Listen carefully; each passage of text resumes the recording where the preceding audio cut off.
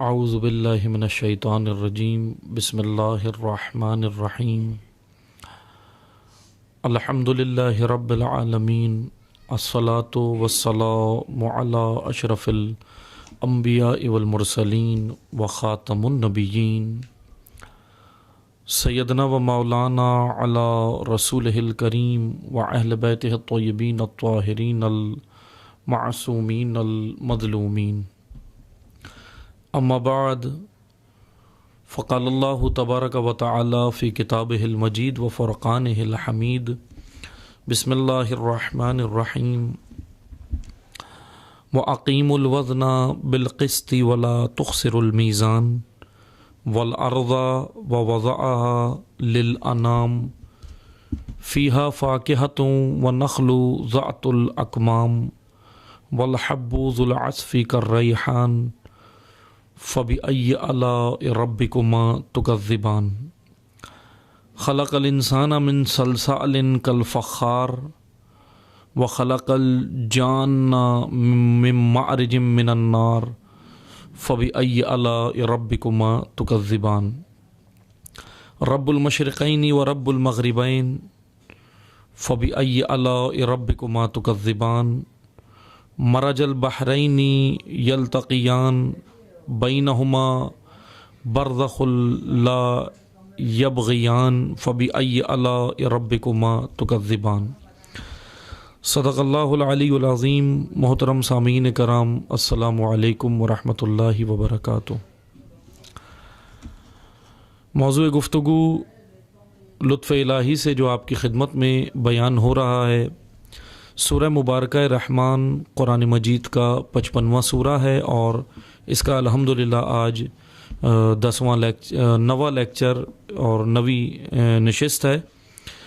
گزشتہ دروس میں ہم یہاں تک پہنچے تھے کہ وہ آیات کہ جو خداوند تبارک و تعالیٰ نے درختوں کے لیے اور کھجوروں کے درخت اور پھلوں کے لیے بارے میں جو درخت اور دیگر چیزیں جو نعمتیں اللہ تعالیٰ نے ذکر کی ہیں، ان کے بارے میں خداوند تبارک و تعالیٰ نے بیان کیا کہ فیہا فاکہۃ والنخل ذات الاکمام، یعنی ہم یہاں تک پہنچے تھے کہ اللہ تعالیٰ کا فرمان ہے کہ یہ زمین والارض وضعها للانام، کی یہ زمین اللہ تعالیٰ نے زمین کی جانب انسان کی توجہ کرائی، اور پھر اس کے بعد یعنی نباتات کے علوم کی جانب خداوند تبارک و تعالیٰ نے انسان کو غور و فکر کی دعوت دی ہے۔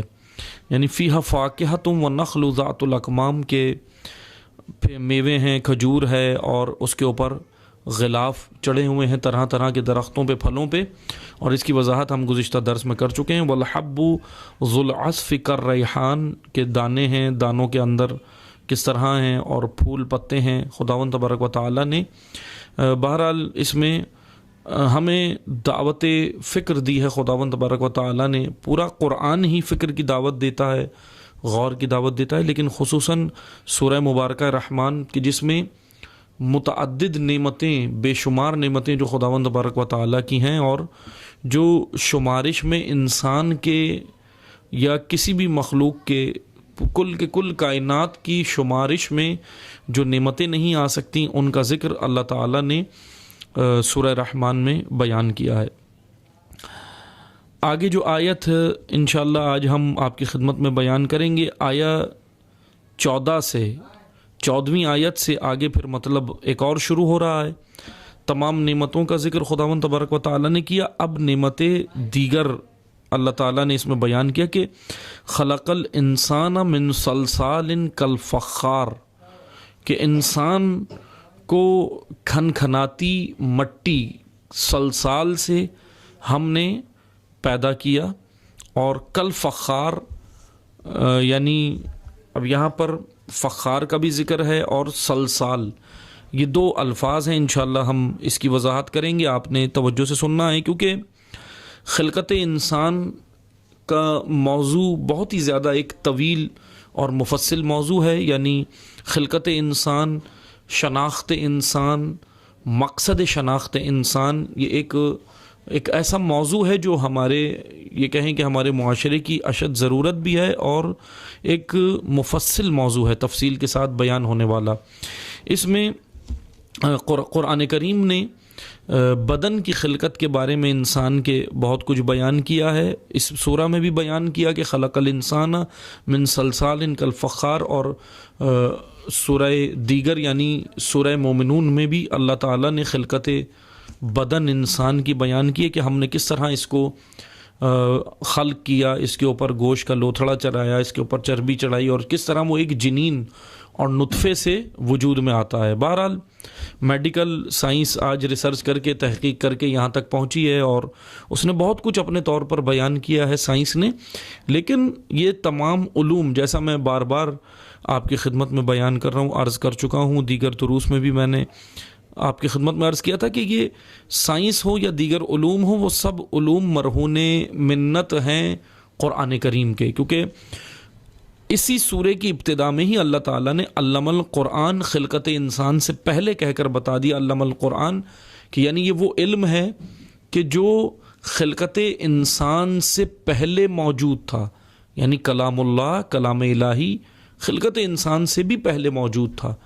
یہ وہ علم اور وہ ہدایت کا سرچشمہ و ہدایت کا منبع ہے قرآن.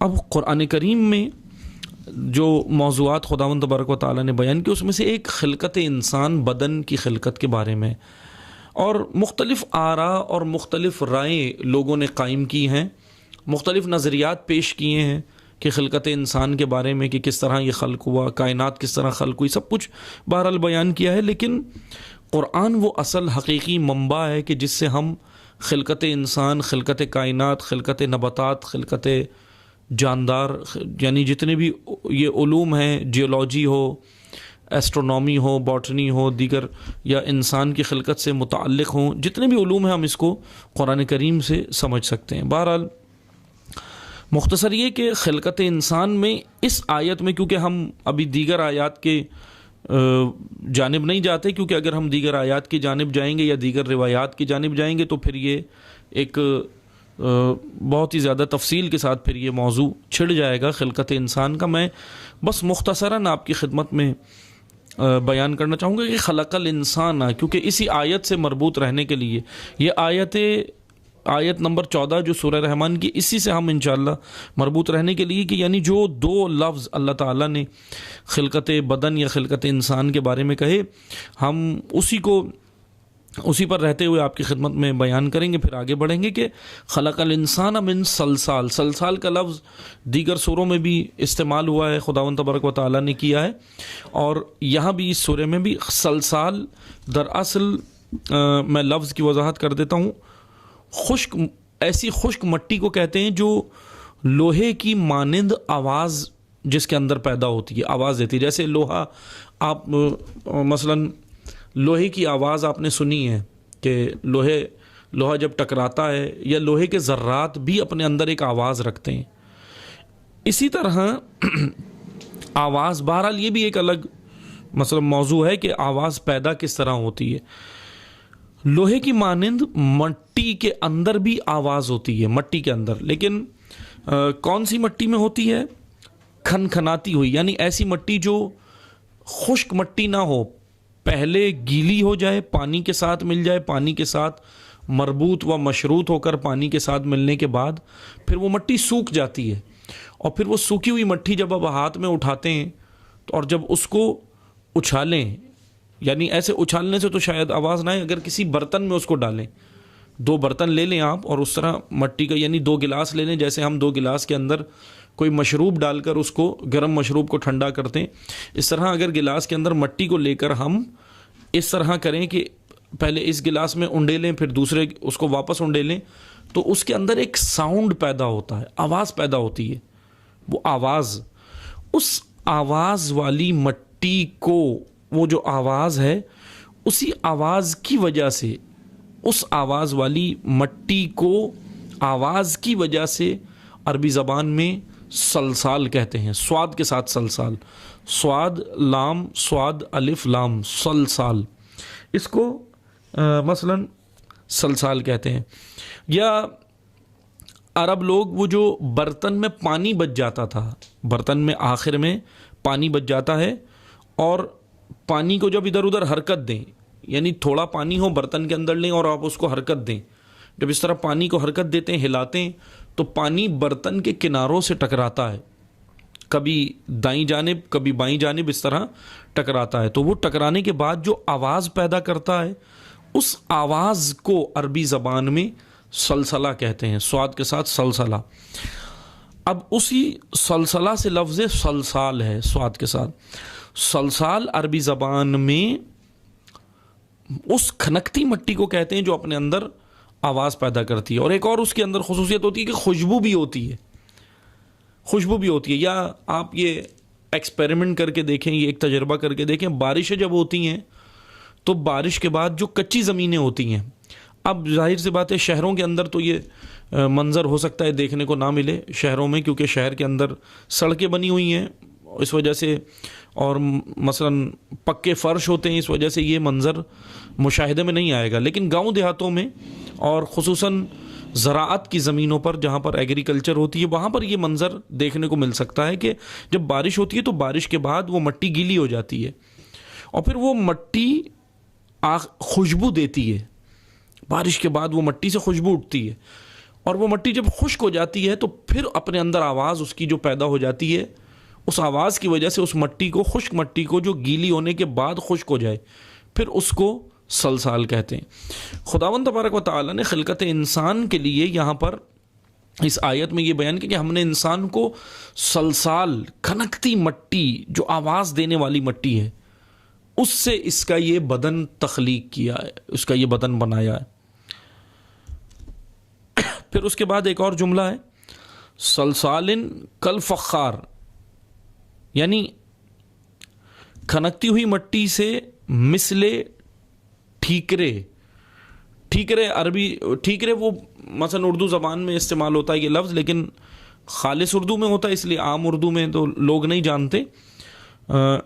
اس برتن کو کہتے ہیں مٹی کے ٹھیکرے، اس مٹی کے برتن کو کہا جاتا ہے، یا اس مٹیریل کو جو گیلی مٹی اور وہ ہوتی ہے اس سے جو مٹی کے برتن تیار ہوتے ہیں، اس کو، ان برتنوں کو ٹھیکرے یا ٹھیکرا کہا جاتا ہے.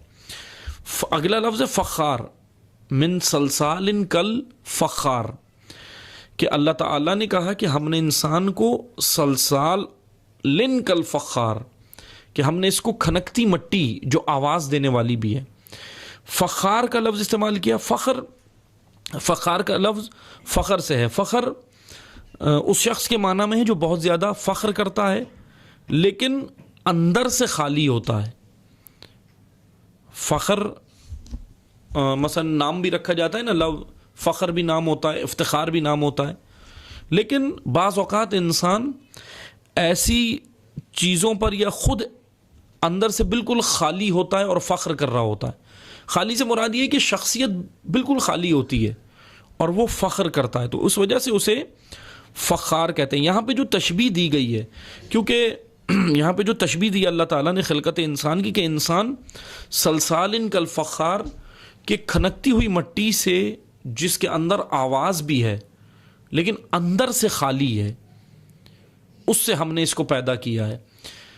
فخر آپ نے دیکھا ہے نا کہ بعض لوگ فخر کرتے ہیں، افتخار کرتے ہیں، فخر کر رہے ہوتے ہیں، لیکن خود شخصیت کچھ نہیں ہوتی، لیکن بس وہ بڑائیاں مارتے ہیں. جیسے ہم دیکھتے ہیں کہ ڈھینگے مارتے ہیں، بڑائیاں مارتے ہیں، جیسے کہتے ہیں کہ مثلا میرے فلاں یوں تھے، میرے وہ یوں تھے، میں یوں ہوں، میں نے یہ کیا، میں بہت زیادہ استعمال کرتے ہیں بعض لوگ، لیکن حقیقتاً وہ اندر سے خالی ہوتے ہیں.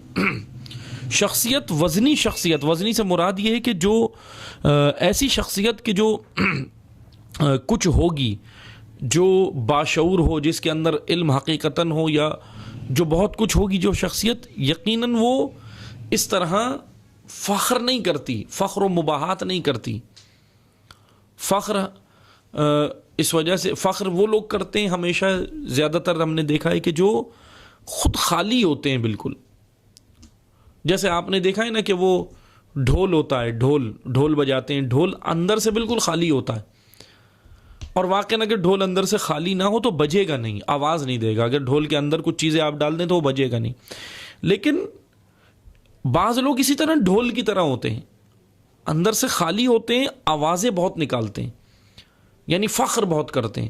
مباحات بہت کرتے ہیں، باتیں بہت کرتے ہیں، لیکن ہوتے کچھ بھی نہیں ہیں، شخصیت کچھ بھی نہیں بنائی ہوتی اپنی، لیکن باتیں ایسی ہوتی ہیں کہ جیسے مثلاً بہت کچھ ہیں.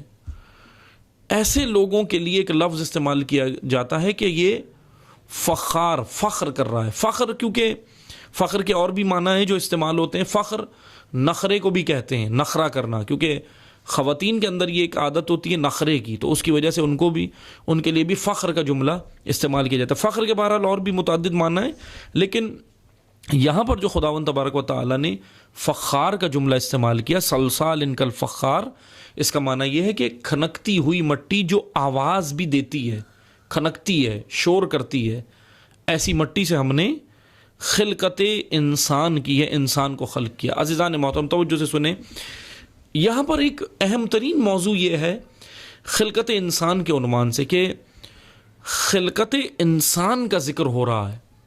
انسان ہم نے سمجھنا ہے، انسان بدن نہیں ہے، بدن انسان کی ضرورت ہے. بدن یہ باڈی، کیونکہ یہ عالم مادہ ہے، یہ عالم شہود ہے جس میں ابھی ہم رہ رہے ہیں. ہم نے عالم غیب یا عالم ملکوت یا دیگر عالم کی جانب یہاں سے جانا ہے، سفر کرنا ہے، کیونکہ یہاں رہنے تو نہیں آئے، ہمیشہ کے لیے جانا ہے. تو اس عالم میں منتقلی کے لیے کیا چیز جاتی ہے؟ منتقل کیا ہوتی ہے؟ انسان ہوتا ہے، بدن نہیں ہوتا. بدن کیا ہے؟ بدن ضرورت انسان ہے، بدن ضرورت انسان ہے. اس لیے خداوند تبارک و تعالیٰ نے روح کا بھی ذکر کیا قرآن کریم میں اور بدن کا بھی ذکر کیا. یعنی انسان کو دو وجود یہ عطا ہوئے ہیں، ایک وجود مانوی، ایک وجود مادی.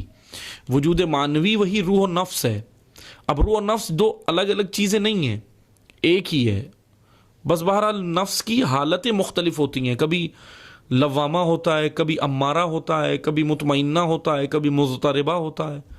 یہ حالت اور کیفیت ہے نفس کی. ورنہ نفس اس طرح نہیں ہے، ہمارے اندر اتنے سارے نفوس نہیں ہیں کہ چار نفس ہوں، بلکہ یہ حالت نفس کی ذکر کی گئی ہیں روایات میں. نفس و روح ایک ہی چیز ہے، لیکن یہ جو انسان ہے وہ روح ہے، اصل انسان روح ہے. بدن کیا ہے؟ بدن اس کی ضرورت ہے. اسی لیے جب ہم دیکھتے ہیں نا کہ قرآن کریم کا ایک اور مثلاً لفظ ہے یا ایک اور موضوع ہے جو بڑا خوبصورت ہے. خداوند تبارک و تعالیٰ نے جب بدن انسان کی خلقت کر دی تو اس کے لیے ایک جملہ استعمال کیا قرآن کریم میں. اللہ تعالیٰ نے کہا بدن کی خلقت کے بعد، انسان کی بدن کی خلقت کی، کس طرح اس کو ہم نے خلق کیا. ایک جنین سے کس طرح یہ ایک نطفے سے یہ جنین بنا، جنین سے کس طرح مراحل طے کرتا ہوا یہ متولد ہوا، طفلگی میں آیا، شیرخارگی میں آیا، طفلگی میں آیا، اس طرح چلتے چلتے یہ جوان ہوا، شباب کے عالم میں آیا، بوڑھا ہو گیا. یہ سارے تطورات بدن بیان ہو دیکھتے ہیں آپ کے تطورات بدن انسان کے اندر. اللہ تعالیٰ نے جب انسان کی بدن کی خلقت کر دی تو پھر قرآن میں ایک لفظ استعمال کیا کہ ہم نے اس کو سوی کیا. سوی، سین واؤ کے اوپر کھڑا زبر، سوی یا سوا. سوی عربی زبان میں کہتے ہیں کہ اب اس کے اندر یعنی پر ہو گیا، اب اس میں کوئی گنجائش باقی نہیں ہے. کس کے لیے اللہ تعالیٰ نے یہ جملہ استعمال کیا؟ خلقت بدن کے لیے، انسان کی خلقت بدن کے لیے، کہ ہم نے اس کو سوی کر دیا. سوی یا سوا، تسویہ کر دیا، یعنی تسویہ کر دیا خداوند تبارک و تعالیٰ نے. یعنی جیسا اس کے بدن کا مقام تھا، جیسا انسانی بدن کا اسٹرکچر تھا، جیسا اس کا بننا تھا، وہاں تک اس کو پہنچا دیا. اب یہ مزید اس بدن کے اندر کچھ نہیں ہونا، یعنی بدن اب مزید آگے نہیں ہوگا. یعنی بدن کی جو خلقت تھی خداوند تبارک و تعالی نے اس کے لیے ایک لفظ استعمال کیا، سوی. لیکن عزیزان محترم یاد رکھیں، بدن کے لیے تو لفظ سوی استعمال کیا خدا نے، لیکن روح کے لیے لفظ سوی استعمال نہیں کیا. یہ اس بات کی علامت ہے کہ خلقت انسان جو دو پہلو انسان کے وجود میں ہیں، ایک وجود مانوی اور ایک وجود مادی، اس میں وجود مانوی جو روح ہے، جو اصل انسان ہے، اس کے لیے خداوند تبارک و تعالیٰ نے سوی کا لفظ استعمال نہیں کیا، لیکن بدن کے لیے سوی کا لفظ استعمال کیا. تو اس کا کیا معنی ہوا کہ بدن کو، بس اس کا معنی یہ ہے کہ بدن کو انسان اس دنیا میں کچھ کرنے نہیں آیا، بنانے نہیں آیا، اللہ نے اس کو بنا دیا ہے، اس کو ڈھال دیا ہے، اور اب یہ خود پروان چڑھے گا، نشو و نما پائے گا، اور اپنے اس مراحل میں سے اس مرحلے تک پہنچ جائے گا جہاں تک اس کو پہنچنا تھا۔ لیکن روح جو ہے، روح، اس کو خداوند تبارک و تعالی نے سوی نہیں کیا، یہ کام انسان کے ذمہ دیا ہے۔ یعنی روح سے مراد نفس، روح سے مراد انسان۔ یعنی اب کرنا کیا ہے؟ اب کرنا یہ ہے کہ بدن تو ہمیں مل گیا، بدن تو جیسا خلق خدا نے کرنا تھا کر دیا اور ہمیں دے دیا، اب بدن کے اندر کوئی گنجائش نہیں ہے، لیکن روح خلق کر کے خداوند تبارک و تعالی نے ہمارے ذمے لگائی ہے، انسان کو اختیار دیا۔ انسان کی خلقت وہ الگ قانون پر ہے، یعنی دو قانون خداوند تبارک و تعالی کے اہل علم یا اہل عرفان عرفا بیان کرتے ہیں کہ ایک قانون جبری ہے یا اجباری ہے، ایک قانون اختیاری ہے۔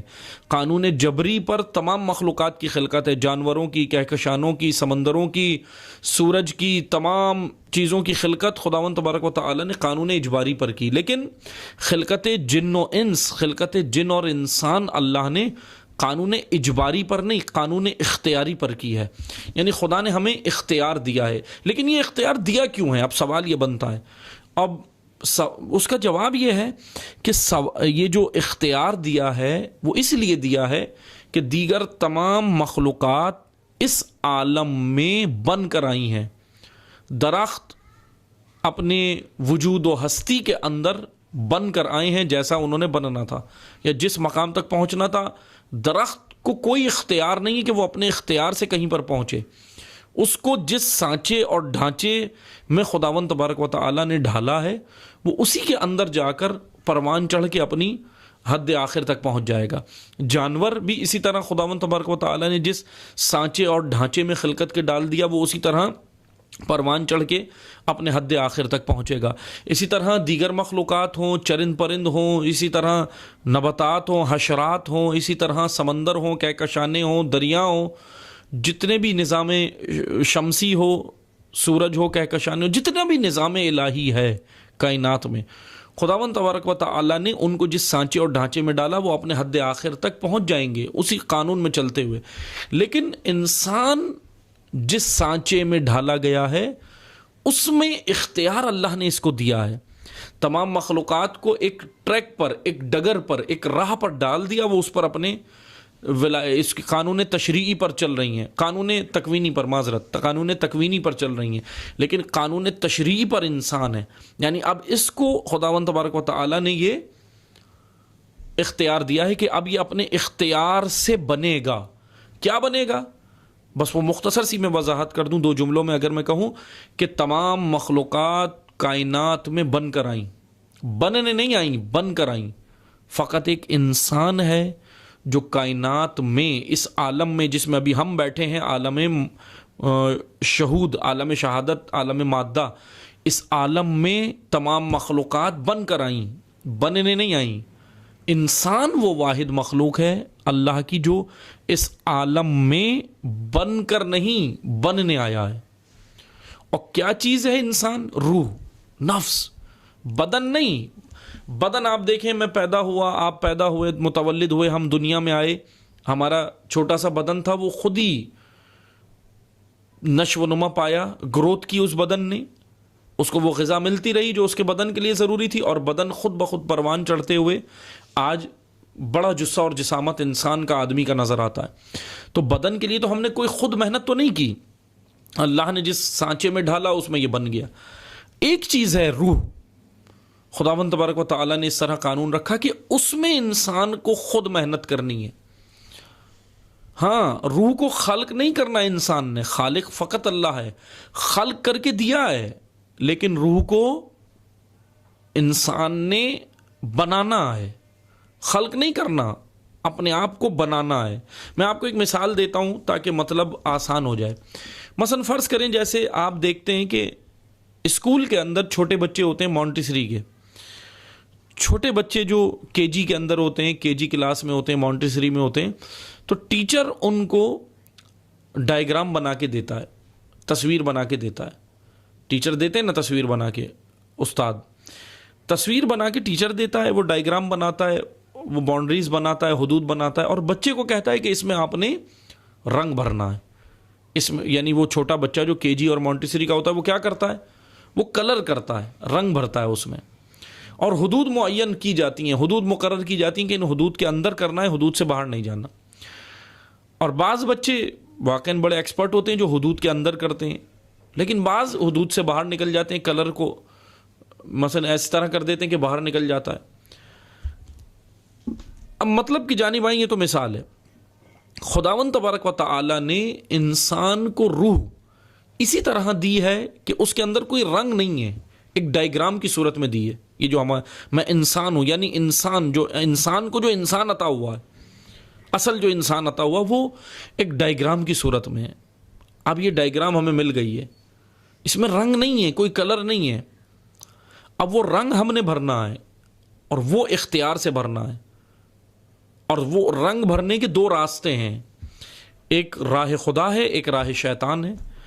اور دو طرح کے رنگ دنیا میں پائے جاتے ہیں. ایک صبغہ، رنگ کو عربی زبان میں کہتے ہیں صبغہ، سواد کے ساتھ صبغہ. ایک صبغۃ اللہ ہے، اللہ کا رنگ ہے. ایک صبغۃ الشیطان ہے، شیطان کا رنگ ہے. اب اختیاراً اللہ نے انسان کو اختیار دیا اور کہا کہ اب ان میں سے دو رنگوں میں سے کوئی اپنے اس ڈائیگرام کے اندر، اس روح کے اندر رنگ بھر لو. اب وہ کیسے بھرے گا انسان؟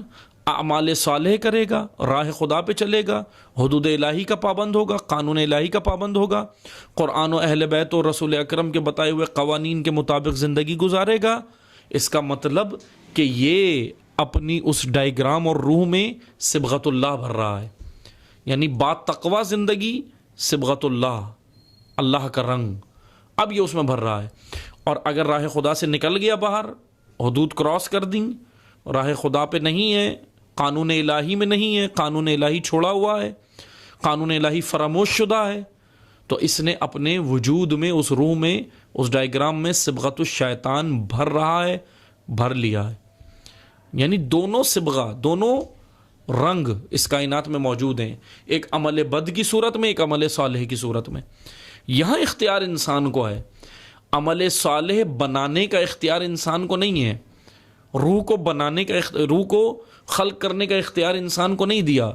ڈائیگرام اللہ نے بنائی، یعنی خلق کر دی. ڈائیگرام بنانے سے مراد یہ کہ خلق کر دی.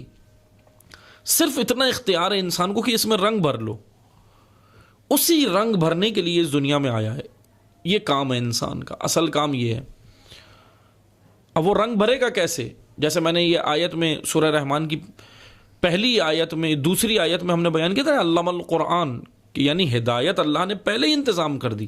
اچھا، انسان یہ بھی نہیں کہہ سکتا کہ خداوند تبارک و تعالیٰ نے ہمیں تو بھیج دیا، اتنا مشکل کام تو دے دیا، لیکن میں کروں کیسے؟ خدا تو اتنا کریم، خدا تو اتنا رحیم ہے کہ انسان کی خلقت بعد میں کی، ہدایت پہلے خلق کی ہے. ہم نے آیت دوم میں سورہ رحمان کی پڑھا تھا نا، اسی سورہ کی آیت دوم میں پڑھا تھا کہ علم القرآن وخلق الانسان، یعنی خلقت بعد میں کی، ہدایت قرآن کی صورت میں پہلے سے موجود تھی. ہدایت کا انتظام خدا نے پہلے کیا، انسان کو بعد میں خلق کیا.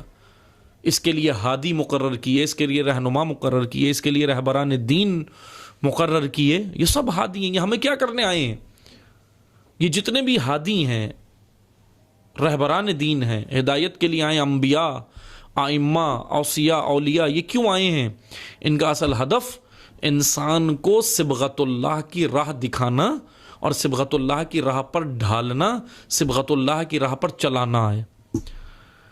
انہوں نے ہمارے کام نہیں کرنے. یہ بھی یاد رکھیں، جیسے بعض کے ذہن میں تصور ہے کہ مولا علی علیہ السلام، رسول اللہ صلی اللہ علیہ وسلم اور دیگر ائمہ علیہ السلام اس لیے کہ ہم بس ان کا نام لیں، نعرے لگائیں، باتیں کریں، ان کے بارے میں بہت کچھ ہم کہہ لیں، سن لیں، پڑھ دیں، سب کچھ کر لیں، لیکن باقی سارے ہمارے کام وہ کر دیں.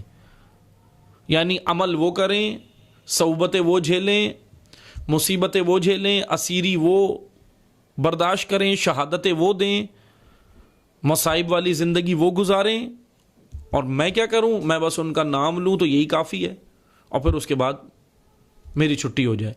اس طرح نہیں ہے. اللہ تعالیٰ نے، عزیزان محترم، ان کو ہمارے لیے اسوہ اور رول ماڈل بنایا ہے. ائمہ کو، انبیاء کو ہمارے لیے اسوہ اور رول ماڈل بنایا ہے. یعنی انہوں نے جیسی زندگی گزاری ان کی پوری زندگی صبغت اللہ پہ ہے. نبی و آل نبی، نبی و آل رسول، رسول و آل رسول کی پوری زندگی صبغت اللہ، رنگ خدا میں ڈھلی ہوئی ہے. اب وہ ہمارے لیے رول ماڈل ہیں، نمونہ عمل ہیں. ان کو دیکھ کر اپنی زندگی کو ایسا تم نے بنانا ہے. آپ نے دیکھا نا ٹیچر بعض اوقات پھر جب بچے بڑے ہوتے ہیں تو کیا کرتے ہیں ٹیچرز، بورڈ کے اوپر، اس کلاس روم کے اندر بورڈ کے اوپر تصویر بناتے ہیں، ڈائیگرام، اور کہتے ہیں کہ اس بورڈ پر دیکھ کر آپ خود اپنی کاپی میں بچوں کو کہتے ہیں کہ تصویر بناؤ. اب جب یہ بڑا ہو رہا ہے، آہستہ آہستہ بڑا ہو رہا ہے، تو ٹیچر اس کو ڈائیگرام بنا کے نہیں دے گا. اب ٹیچر کہے گا کہ اب آپ نے جو جیسی میں نے بنائی ہے ڈائیگرام نا، اس کو دیکھ کر آپ اس تصویر کو بناؤ، اس ڈائیگرام کو بناؤ. اب اس کو دیکھ کر ظاہر سی بات ہے بالکل سیم نہیں بنا پائے گا، بالکل سیم اس کی طرح تو نہیں بنا پائے گا، فرق ہوگا.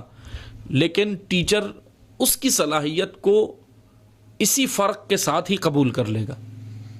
کر لیتے ہیں نا ٹیچر، کہتے ہیں نا کہ بس ٹھیک ہے، کیا کہتے ہیں، گڈ، کیپ اٹ اپ، شاباش، آپ نے محنت تو کی نا. یعنی ٹھیک ہے تصویر صحیح نہیں بنی، بالکل ویسے نہیں بنی جیسے تھی، جیسے بورڈ کے اوپر ٹیچر نے بنائی تھی بالکل ویسے نہیں بنی، لیکن کوئی مسئلہ نہیں، محنت تو کی ہے، آگے تو بڑھے ہیں، کوشش تو کی ہے. جیسی بھی بنائی، اب جیسی بنی ہے اب اس کو ہی ٹیچر قبول کر لیتا ہے، اسی کو پھر اس کو مارکس اور نمبر مل جاتے ہیں. ہاں مارکس الگ الگ ہوتے ہیں، نمبر الگ الگ ہوتے ہیں، کسی کو 20% ملتے ہیں، 30%، 40%، 50%، 90%، اس طرح ہوتے ہیں نا نمبرز. یہ رینکنگ ہوتی ہے. عزیزان محترم، خداوند تبارک و تعالی نے جو ایک مکمل اعلیٰ ترین ڈائیگرام روح کی جو بنائی ہے، وہ انبیاء اور ائمہ کی روح ہے. وہ ایک بورڈ کی صورت میں ہمیں عطا کر دی، خدا نے وہ بنا کر دکھا دی ہمیں کہ یہ ہے. اب اس کی طرح اپنی ڈائیگرام، یعنی اپنے نفس و وجود کی ڈائیگرام اس کی طرح بناؤ، اس تصویر کو دیکھ کر بناؤ، ان کو دیکھ کر بناؤ. اب سوال یہ بنتا ہے ہم کہاں ان کی طرح بن سکتے ہیں، ہم تو غیر معصوم ہیں. تو خدا کیا کہہ رہا ہے؟ خدا نے کب کہا کہ معصوم بن جاؤ گے؟ خدا نے کہا ان کی طرح کوشش کرو، ان کی راہ پہ چلو، ان کے نظریے پہ چلو، کیونکہ یہی وہ راہ ہے جو تمہیں خدا تک لے کر جاتی ہے. انہی کا وہ نظریہ، یہ راہ خدا پر چلیں، یعنی یہ وہ تمہیں راستہ دکھانے آئے ہیں، یہ وہ منزل دکھانے آئے ہیں، یہ وہ رہنما ہیں جو تمہیں اللہ تک پہنچائیں گے. اب اس پر چلو، ان کو دیکھو. یہ ان کی ڈائیگرام، یعنی نفس رسول، وجود رسول، نفس علی، وجود علی، اس کو آپ دیکھ لو کہ یہ کس طرح اللہ تعالیٰ نے بنایا ہے. کیسا کامل وجود رسول اللہ صلی اللہ علیہ وآلہ وسلم کا. اب اس کو دیکھ کر اپنے آپ کو بناؤ. لَقَدْ كَانَ لَكُمْ فِي رَسُولِ اللَّهِ أُسْوَةٌ حَسَنَةٌ. سورہ احزاب کی آیت کہہ رہی ہے نا کہ رسول اللہ صلی اللہ علیہ وآلہ وسلم ہمارے لیے نمونہ عمل ہیں، اسوہ ہیں، نمونہ عمل ہیں. اسوہ سے مراد یہی ہے کہ اب ان کی طرح دیکھ کے اپنے آپ کو بناؤ.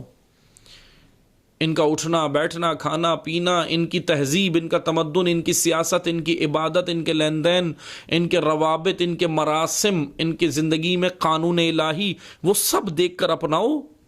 یہ تم اپنی روح کی تعمیر کر رہے ہو، بنا رہے ہو. روح کی یہ عمارت انسان نے بنانی ہے. مٹیریل خدا نے دیا ہے، عمارت خود بنانی ہے. عمارت کے لیے مٹیریل چاہیے ہوتا ہے نا، سیمنٹ چاہیے، بجری چاہیے، بلاک چاہیے، کنکریٹ چاہیے، پانی چاہیے، ساری چیزیں چاہیے. پھر جا کر مستری آ کر عمارت کھڑی کرتا ہے، بلڈنگ بناتا ہے، مزدور آ کر بلڈنگ بناتے ہیں. خداوند تبارک و تعالی نے مٹیریل دے دیا. اس مٹیریل کا نام ہے ہدایت. ہدایت وہ قرآن کی صورت میں بھی موجود ہے، کلام رسول کی صورت میں، کلام اہل بیت کی صورت میں موجود ہے. یہ سب مٹیریل ہے. وجود انسان کی عمارت کا، روح کی عمارت کی تعمیر کے لیے جو مٹیریل ضروری ہے وہ اللہ نے فراہم کر دیا ہے، یعنی قرآن اور کلام رسول اور کلام اہل بیت. اب اس کے مطابق اس مٹیریل کو لے لو. اب جنہوں نے جو باتیں کر رہے ہیں، وہ جو کلام کہہ رہے ہیں، وہ تمہاری نفس اور روح کا مٹیریل ہے. اب اس مٹیریل کو اپنے وجود پہ لگاتے جاؤ، عمارت تعمیر ہو جائے گی. پھر کیا ہوگا؟ روز محشر پھر یہ عمارت، یہ تصویر کھل کے سامنے آ جائے گی کہ کیا بنائی. صبغت اللہ کتنا بھرا، صبغت الشیطان کتنا بھرا. وہاں جا کر یہ تصویر آپ کو نظر آ جائے گی. یہاں بھی پتہ چل جاتا ہے، خود اپنے آپ کو پتہ چل جاتا ہے کہ ابھی تک میں نے اپنے آپ کو کیا بنایا ہے، لیکن خود پتہ ہوتا ہے، دوسرے کو نہیں پتہ۔ میں نے اپنی یہ ڈائیگرام، یہ روح، یہ وجود کی عمارت میں نے کتنی بنائی آپ نہیں جانتے، میں جانتا ہوں میں ابھی تک کہاں پہنچا۔ آپ نے کتنی بنائی میں نہیں جانتا، لیکن آپ جانتے ہیں کہ آپ کہاں پہ پہنچے ہیں اس کو بنا کر۔ بس وہ روز محشر، وہ روز میعاد کہ جس دن پردے ہٹ جائیں گے، جس دن ہماری سیرتیں عیاں ہو جائیں گی، جو ہم کرتے تھے، جو ہم سوچتے تھے، جو ہم تعمیر کر رہے تھے، جو میں نے ابھی اندر وجود میں ڈال دیا۔ روح کے اندر میں کیا ڈال رہا ہوں آپ کو نہیں پتا، آپ اپنی روح میں کیا ڈال رہے ہیں مجھے نہیں پتا، لیکن روز محشر وہ پردے ہٹ جائیں گے، قرآن کہہ رہا ہے۔ اور پھر اس دن یہ تصویر عیاں ہو جائے گی کہ یہ روح کی تصویر یہ بنائی تھی، فلاں نے یہ بنائی تھی، فلاں نے یہ بنائی تھی، فلاں نے یہ بنائی تھی۔ بس عزیزان محترم، خداوند تبارک و تعالیٰ نے یہ مختصر سا، میں اس میں آیت کی تشریح میں نے عرض کیا، ورنہ یہ موضوع بڑا مفصل ہے کہ انسان، وجود انسان، خلقت انسان، کہ انشاءاللہ ہم اس کو پھر آگے بیان کریں گے۔ یہ آیت نمبر 14 تھی کہ خلق الانسان من صلصال کالفخار، کہ ہم نے کھنکتی مٹی سے ٹھیکرے والی، کھنکتی ٹھیکرے والی، بجتی ہوئی آواز والی مٹی سے اس کو انسان کو پیدا کیا۔ وَخَلَقَ الْجَانَّ مِن مَّعْرِجٍ مِّنَ النَّارِ، اور جنات کو پیدا کیا آگ کے شعلوں سے، یعنی جن کی خلقت آگ سے ہوئی ہے جنات کی، اور انسان کی کھنکھناتی مٹی سے، صلصال سے۔ اب بہرحال آگے اللہ تعالیٰ کا فرمان ہے کہ فَبِأَيِّ آلَاءِ رَبِّكُمَا تُكَذِّبَانِ، آیت نمبر 16، اور تم اپنے پروردگار کی کون کون سی نعمت کو جھٹلاؤ گے۔ پھر وہ مکرر آیات ہیں جو بار بار اس آیت سورہ کے اندر تکرار ہوئی ہیں، وہ آیات نعمتوں کا تذکر دینا بار بار۔ باقی انشاءاللہ پھر ہم آج آیت نمبر 16 تک آپ کی خدمت میں بیان کیا ہے، باقی 17ویں آیت سے انشاءاللہ اگلے درس میں بتوفیق الہی اگلے درس میں بیان کریں گے انشاءاللہ۔ ابھی یہیں پر درس کو روکتے ہیں۔ والسلام علیکم ورحمۃ اللہ وبرکاتہ۔